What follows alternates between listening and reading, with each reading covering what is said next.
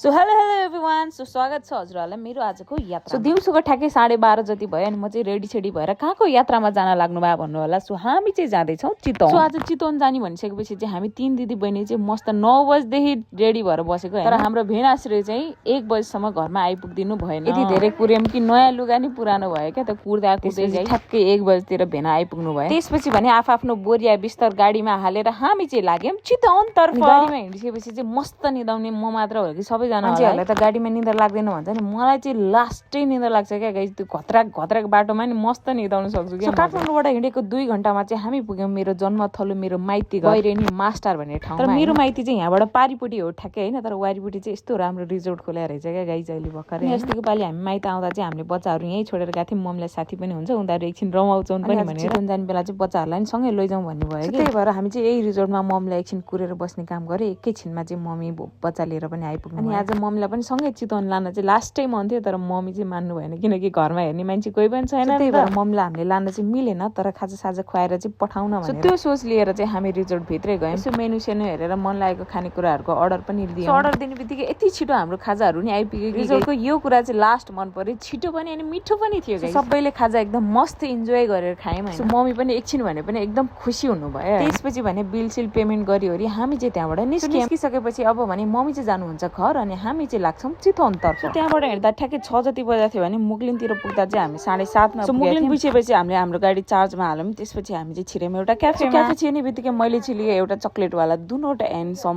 Energy drink. चाहिँ red bull हो है गाइस, कुनै अल्कोहल होइन। त्यसपछि चाहिँ हिँडेको त्यहाँबाट काहीँ नरोकी सिधै पुग्यौँ हामी दिदीको घर। चाहिँ गाडीमा धेरै हिँड्यो भने चाहिँ लास्टै इरिटेटिङ फिल हुन्छ क्या। अनि त्यही भएर म यस्तो थाकिसकेको थिएँ, जाने बित्तिकै कपडा सपडा खोलखाल पालेर कपडा चेन्ज गरिहालेँ। दिदीले पुरै खानासाना रेडी गरेर राखिसक्नु भएको रहेछ। अनि जाने बित्तिकै हतार खानासाना पस्किहाल्नु भयो। त्यसपछि भने दे दरादन खानासाना खायौँ अनि लाग्यौँ आफ्नो बिस्तरातर्फ।